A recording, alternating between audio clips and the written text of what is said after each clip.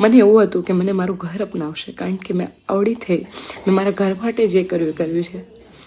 અને જ્યાં સુધી આ સમાજ માટે મેં ગીતો ગાયા, સમાજના ગીતો ગાયા, ત્યાં સુધી હું બધાને વાલી લઈ ગઈ. ત્યાં સુધી બધાને મારા જેવું કોઈ સારું નહોતું લાગતું.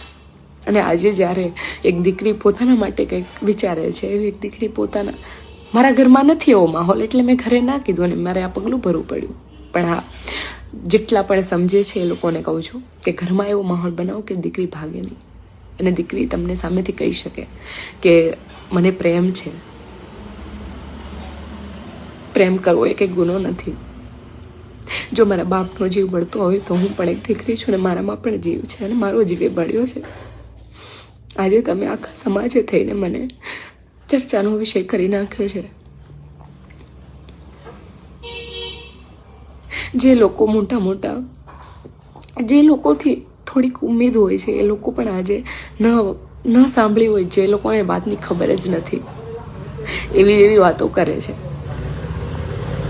જ્યારે હું પટેલ સમાજમાં પરણીને ગઈ હોત અને એ દીકરો મને હેરાન કરત તો પટેલ સમાજ આવત? પટેલ સમાજનો દીકરાને તમે લોકો આવી રીતે જ વાતો કરત? કેટલી દીકરીઓ એવી છે કે જે પટેલ સમાજની અંદર પણ હેરાન થાય છે. ત્યાં જઈને વાતો કરો. હું ખુશ છું અને મારું જીવન છે, આખી દુનિયાનું નથી. હરેક વ્યક્તિનું પોતાનું જીવન હોય છે. મને તો એવું લાગે છે કે મારું જીવન લોકોનું જીવન થઈ ગયું છે હવે.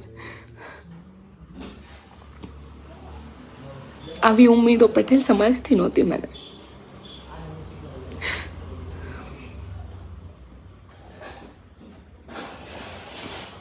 બની શકે ને તો કોઈ પણ દીકરીને આવી રીતે હેરાન ન કરતા તમે.